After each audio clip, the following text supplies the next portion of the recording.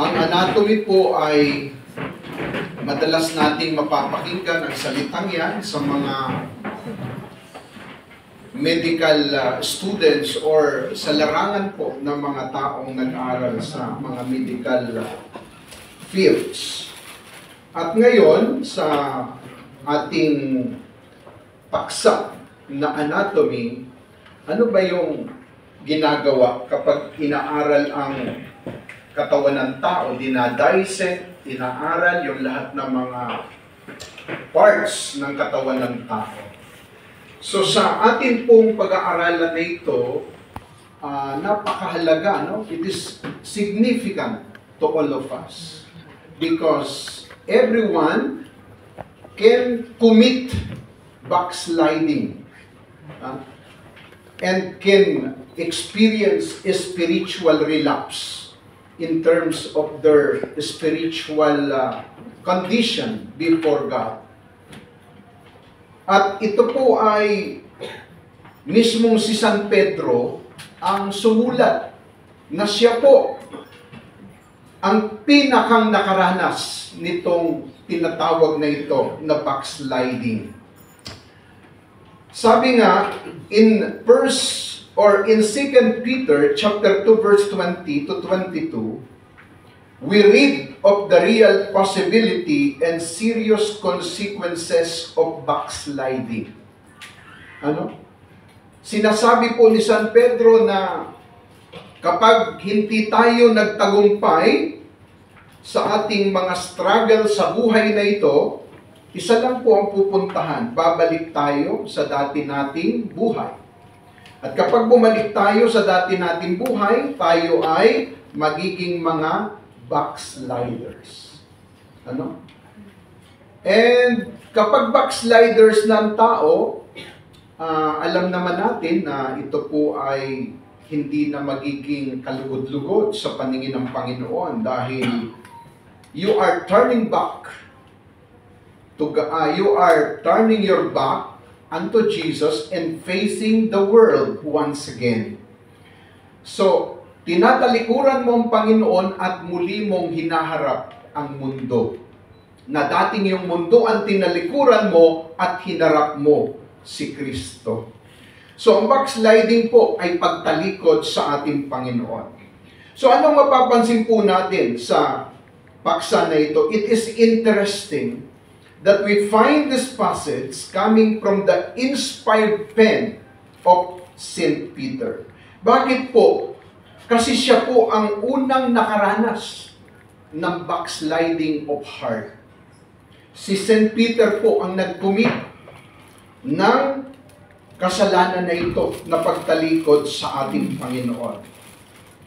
So, for if anyone knew, sabi niya, or sa pag-aaral natin na ito, for if anyone knew, kung sino po ang mas nakakaalam kung ano ang gravity ng backsliding of heart, the reality and dangers of backsliding, no other than Peter himself. Kaya nga po, patotoo ni St. Peter ito sa sulat niya, kung mapapansin po ninyo, mas masahol pa. At tama-tama, sabi niya, ang kasabihang, ang aso ay sumusuka tapos bumabalik sa kanyang isinuka.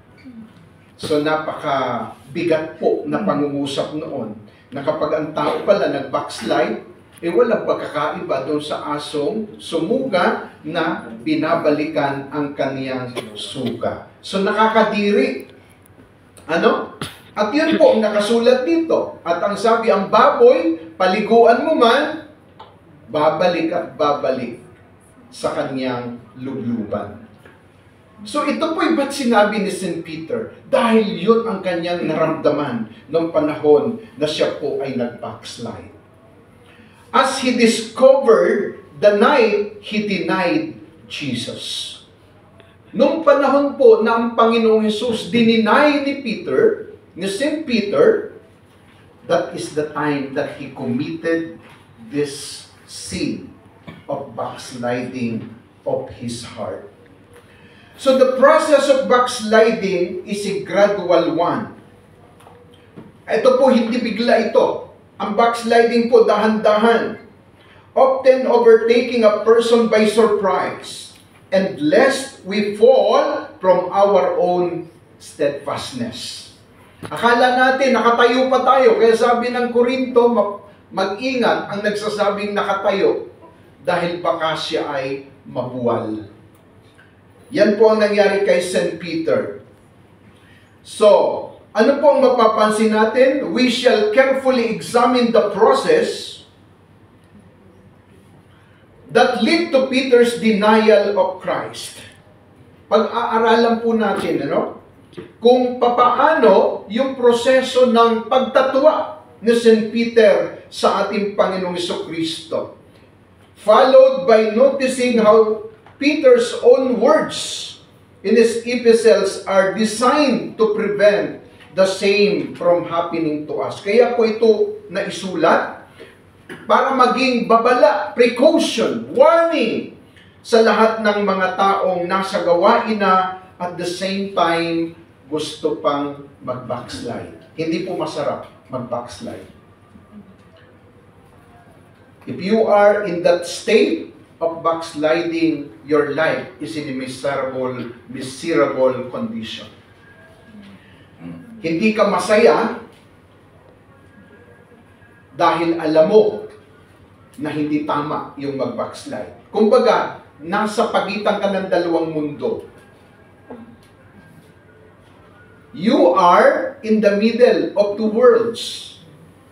Sa mundo at kay Kristo. Nandiyan ka sa gitna. So alam mo na yung pagbabackslide ay magbubunga ng kapahamakan. At paano po nangyari na itinatwa ni St. Peter ang Panginoon? Ito po, letter A, because of pride. Ano po ang sabi ng Mark 14:27-31? Sabi doon po, mga kapatid, sinabi ni Jesus sa kanila, ako'y iiwan ninyong lahat, sapagkat nasasaad sa kasulatan, papatayin ko ang pastol at mangangalat ang mga tupa. Ngunit pagkatapos na ako'y muling mabuhay, mauuna ako sa inyo sa Galilea. Ito po ang sagot ni St. Peter. Sumagot si Pedro, kahit na po iwan kayo ng lahat, hindi ko kayo iiwan. Sabi ng Panginoon, tandaan mo, sabi ni Jesus sa kanya, sa gabi ring ito, bago tumilaok ng makalawa ang manok, ay makaitlo mo akong itatatwa. Subalit matigas na sinabi ni Pedro, kahit ako'y patayin kasama ninyo, hindi ko kayo itatatwa.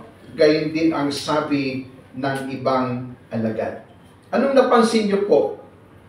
Sobra yung pagiging self-conceited ni St. Peter. At malakas niya at matigas na sinabi, kahit ako'y patayin kasama ninyo, hindi ko kayo itatatwa. Kayo nagsasabing, hindi ako aalis sa El Shaddai. Nakikita niyo pa ba ngayon? Meron ka pang nakikita, pero marami nang hindi nakikita. Sinabi na rin ni St. Peter yan na hindi ko po kayo iiwanan, Panginoon. Kahit patayin pa ako. Mahirap palang magmayabang at magmalaki sa harapan ng Panginoon. Kaya nirebuke siya ni Jesus Tandaan mo, sabi ni Jesus sa kanya, sa gabi ring ito, bago tumilaok ng makalawa ang manok, ay makaitlo mo akong itatatwa. Tingnan nyo, sumagot na naman si Peter. Nire-refute niya ang Panginoon. Subalit matigas na sinabi ni Pedro. Kahit ako'y patayin kasama ninyo, hindi ko kayo itatatwa. Gayon din ang sinabi ng ibang alagad. Hindi lang si St. Peter, pati yung ibang alagad, gayon din ang sinabi. So in a boastful manner, Peter claims he will not fall away or deny Christ. Imagine, sa isip ni San Pedro, hindi niya talaga magagawa. Pero nagulat na lang siya, nagawa niya na. Di po ba? Nagulat na lang siya Naitatuhan niya na ang Panginoon. Nag-backslide na siya. Kaya napakahirap talaga mga kapatid, no? Sa grasya na lang talaga ng Diyos tayo nagre-rely. Bakit hanggang ngayon nakatayo pa rin tayo? Amen. So in doing so, Peter takes the first step in backsliding. Ano po ang unang anatomy? Pride. Kapag pumasok na ang pride sa isang tao, ito na po ang magiging downfall ng tao. And you are now easily turning your back to Jesus and face the world once more. Yan ang nangyayari ngayon sa marami. Because of pride. Minsan din natin i-admit yan eh. Ba't hindi ka na uma-attend, sister? Hindi, busy lang ako. Pero ang totoo, wala na talaga sa puso niya yung pag-attend. Kasi pag nasa puso mo ang pag-attend, hindi ka masaya pag hindi ka uma-attend. Amen. You are not happy. If you don't attend the fellowship every Wednesday and Sunday because this is your delight. Amen. This is your happiness to be in the Lord and Amen. praise Him. Amen. And above all else, to listen to His words. You are just edifying yourself and strengthening your faith through listening the Word of God. Yun yung delight ng puso mo. Kapag yun nawala, yung happiness na yon, okay lang na hindi ka umattend. Anong ibig sabihin nun? You are now committing a backsliding of heart. So, why is this the first step? Bakit po yun ang unang hakbang, mga kapatid? The answer is because the first step in entering the kingdom is humility. So the paradox of humility is pride. The opposite of humility is pride. Bago ka makapasok sa langit, sa kingdom ni Lord, you must have that humility in your heart. Amen. Ano? So, pansinin niyo po. Matthew 18:3-4. At sinabi ni Jesus, tandaan ninyo ito, kapag hindi kayo nagbago at tumulad sa mga bata, hindi kayo mabibilang sa mga pinaghaharian ng Diyos. Ang sino man nagpapakababa na gaya ng batang ito, ay siyang pinakadakila sa mga pinaghaharian ng Diyos. So meaning, mga kapatid ko, if we lose humility, we take that first step backward. Kapag nawala po yung kababaan ng loob, ibig sabihin nun, we are now heading to backsliding of heart. Paul's advice to the Corinthian is very apropos in this regard. 1 Corinthians 10:11, sabi dito, nangyari ito sa kanila bilang babala sa iba at nasulat upang turuan tayong mga inabot ng huling panahon. Naisulat po ito, mga kapatid ko, para turuan tayong wag na nating ulitin yung backsliding of heart. Dahil hindi po talaga magiging happy ang isang taong tumalikod kay Lord. Pangalawang anatomy is laziness, katamaran. Pagtamad ka na manalangin, magbasa, mag-worship, umattend, evidently, you are committing a backsliding of heart. Dumating sila sa isang lugar na tinatawag na Getsemani. Sinabi ni Jesus sa kanyang mga alagad, dito muna kayo at mananalangin ako. Ngunit isinama niya sina Pedro, Santiago at Juan at nagsimulang mabagbag at maghirap ang kanyang kalooban. Sinabi niya sa kanila, ang puso ko'y tigib ng hapis at halos ikamatay ko. Maghintay kayo rito at magbantay. Pagkalayo ng kaunti, siya'y nagpatirapat na nalangin na kung maaari huwag nang dumating sa kanyang oras ng paghihirap. Ama, ama ko, wika niya, mapangyayari mo ang lahat ng bagay. Alisin mo sa akin ang sarong ito ng paghihirap. Gayon may huwag ang kalooban ko, kundi ang kalooban mong masunod. Nagbalik siya at dinatnan niyang natutulog ang tatlong alagad. Sinabi niya kay Pedro, natutulog ka, Simon? Hindi ka ba makapagbantay kahit isang oras man lang? Magpuyat kayo at manalangin upang huwag kayong madaig ng tukso. Ang espiritu'y nakahanda, ngunit ang laman ay mahina. Muling lumayo si Jesus at nanalangin, at ang dati niyang kahilingan ng siyang sinambit. Nagbalik siyang muli sa kanyang mga lagad at narat na naman niyang natutulog, sapagkat sila'y antok na antok at hindi nila malaman kung ano ang kanilang sasabihin sa kanya. Sa ikatlong pagbalik niya ay kanyang sinabi sa kanila, tulog pa ba kayo hanggang ngayon? Kayo ba'y namamahinga pa? Tama na! Dumating ng oras ng anak ng tao'y ipagkakanulo sa masasama. Tayo na't narito na ang magkakanulo sa akin. So ano ang nakita ng Panginoon? What Jesus is seeing on His disciples is deliberately, they don't care about His words. Na ano, manalangin kayo, pray, pray. Because, ano sabi ng Panginoon? Ang laman ay mahina, ang espiritu ay nakahanda. The spirit is willing, but the flesh is weak. Kaya kailangan pala talagang mag-pray. Kasi yung laman, mahina. So ano magpapalakas sa iyo? Panalangin. Ang espiritu ng Diyos ang nagpo-communicate kay Lord. If you lack in prayer, eventually, you will suffer the spiritual collapse, spiritual relapse in your spiritual journey.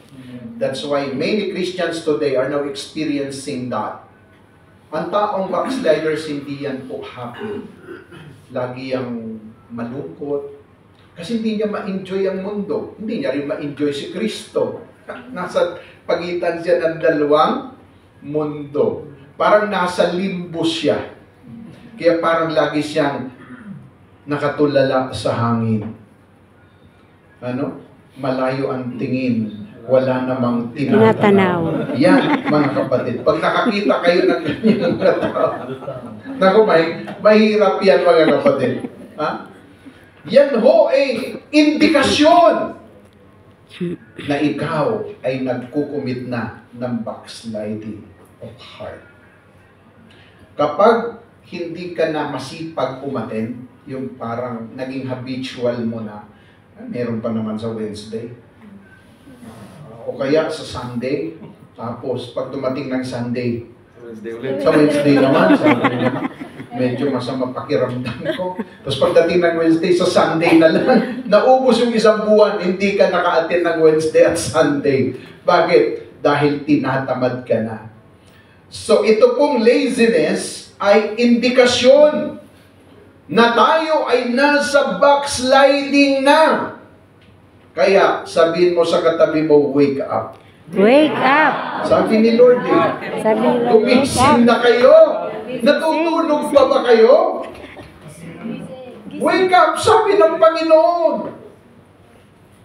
Ha? Okay lang yung matulog sa gawain, pero yung spiritual na pagtulog, huwag mong gagawin. Ano? So, Jesus told to keep watch. Peter kept falling asleep. Sabi ng Panginoon, magbantay kayo. Si Pedro naman, natutulog. Puro opposite yung ginagawa ni Peter. Kasi nga, sobra na yung kanyang complacency. Kapag nandun na kasi yung complacency mo, pagiging self-conceited mo, nako, that is dangerous. dangerous. Kapag ano na, ang mindset mo, kaya ko yan, matagal na ako.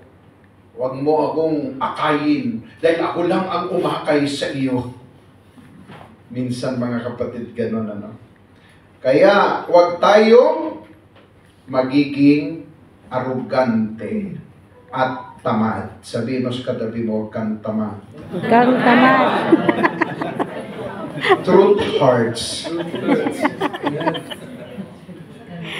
So it was therefore lack of diligent preparation which caused him to be caught off guard for what was to follow.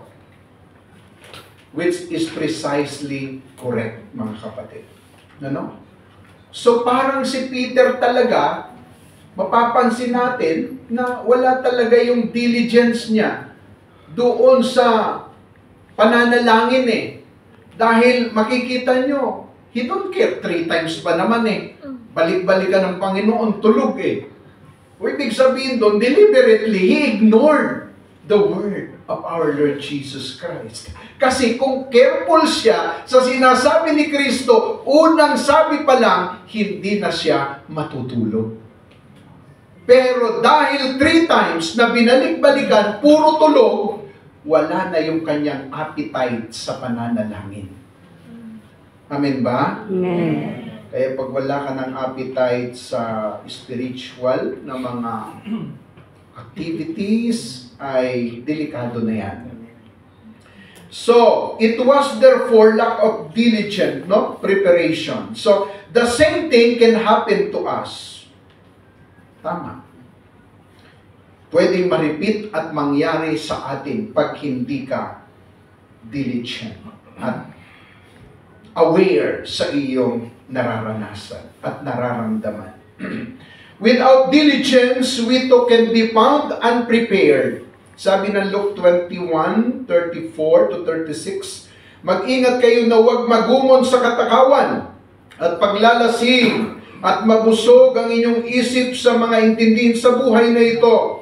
Baka abutan kayo ng araw na iyon na hindi handa, sapagat darating iyon ng di inaasahan ng tao sa daigdig. Kaya't maging handa kayo sa lahat ng oras. Kailan daw magiging handa? Sa lahat ng oras.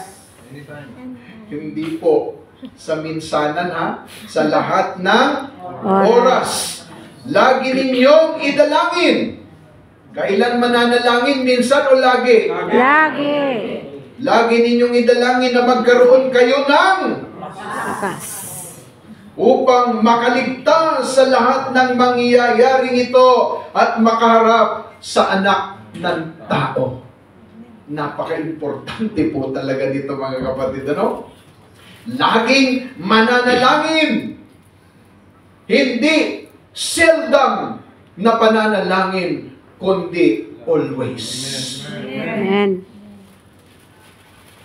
More often than not, it is a gradual drifting that catches us off guard in Hebrews 2:1-3. Kaya nga dapat nating panghawakang mabuti ang mga katotohanang narinig natin. Alin ang ating panghahawakan? Katotohanan. Katotohanan. So yung mga naririnig nyo, hindi kasinungalingan. Yan po ay katotohanan at bawang katotohanan lamang. Amen ba? Amen. So pag hinawakan natin yan, hindi kayo magbabackslide. Upang hindi tayo maligaw. Ang salitang ipinahayag ng mga anghel ay napatunayang totoo at ang bawat sumuway o lumabag dito ay tumanggap ng kaukulang parusa. Gayon din naman, hindi tayo makakaiwas sa parusa kapag hindi natin pinahalagahan ang kaligtasan ito na napakadakila. Ang Panginoon ang unang nagpahayag ng kaligtasan ito at ang mga nakarinig sa Kanya ang nagpatunay sa atin na ito'y totoo. Sino-sino yon? The early fathers, yung mga apostles. Lahat ng narinig nila, sinulat nila. Ang tawag po dyan, oral tradition. Kaya nga may Bible dahil sa oral tradition. No? Sila ang nandun naka-witness, sila ang nakakita, sila ang nakarinig. Kaya lahat ng isinulat nila mga kapatid, na witness ng kanilang mga mata. At kaya yun na isulat para ikaw at ako ay hindi mag-commit ng same mistakes na kinumit nila noon, para ikaw at ako ma-enjoy mo ang pagiging tunay na anak ng Diyos. Amen.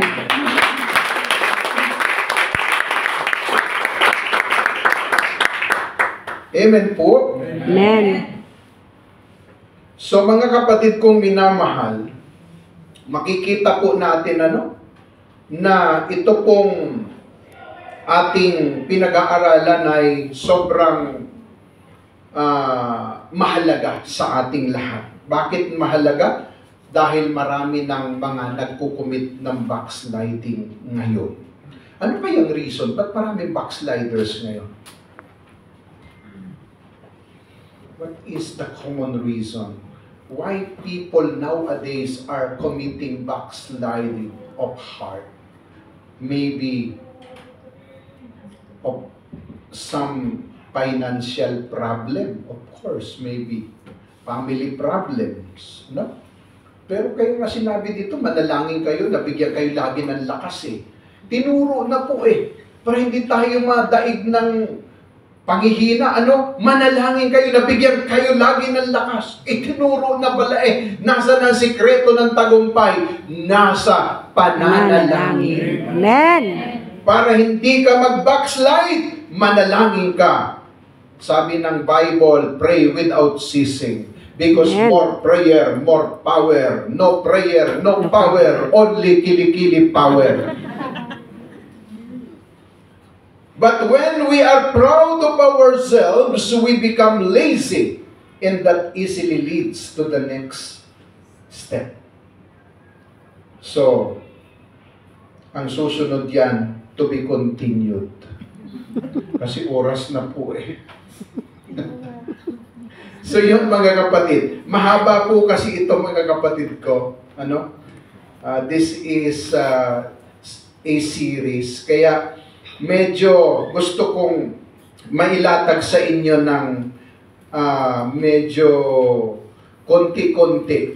Kasi pag diniretso natin, parang dumaan lang, no? So kailangan nating ika nga ay i-chew ng mapinong-mapino para ma-dissolve ng maayos. Amen. At magbigay ng energy sa ating lahat. Amen.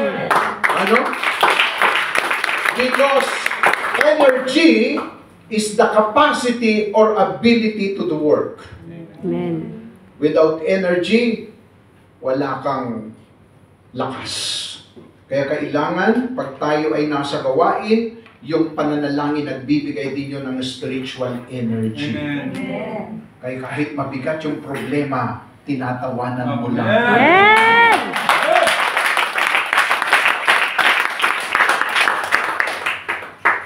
Pwede pa kaya yung pangatlo? Amen. Amen. Yung susunod sa laziness is cowardice. Cowardice. Cowardice.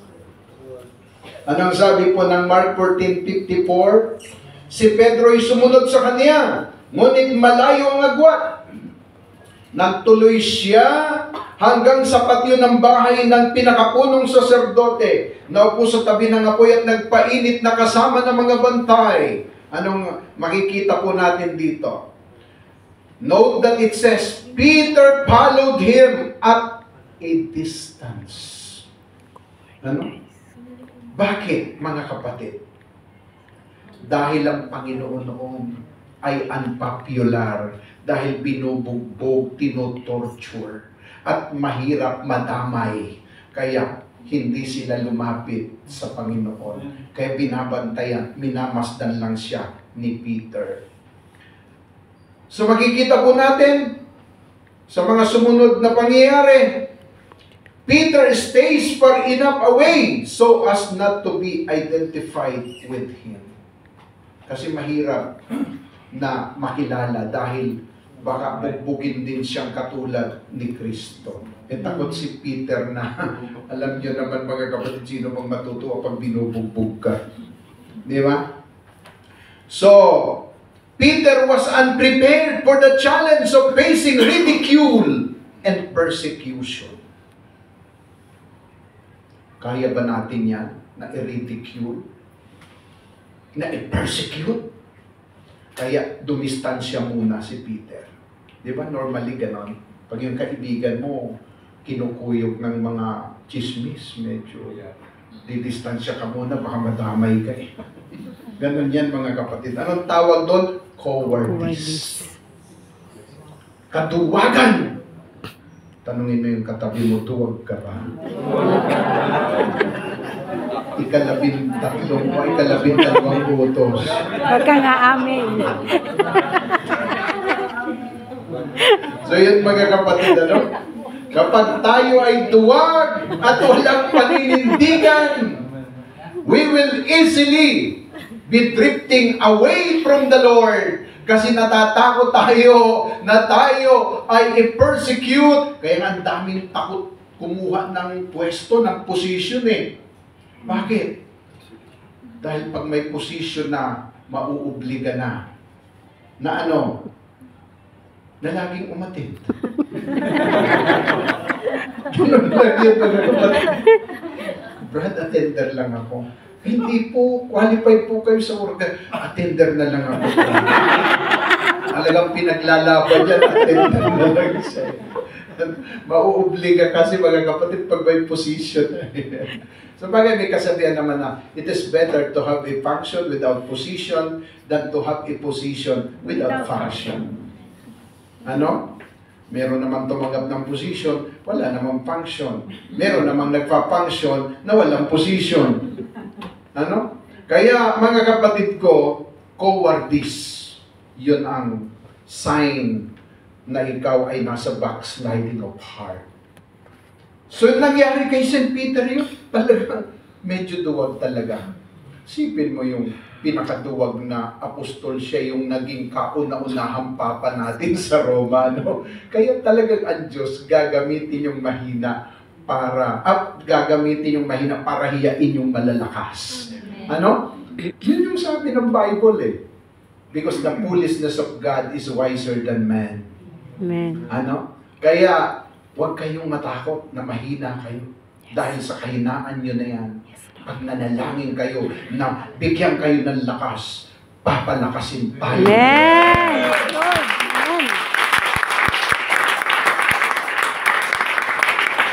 So mga kapatid ko, at dahil may oras tayo, so gusto ko mang i-continue, abangan ang susunod na kabanata. Amen. Kaya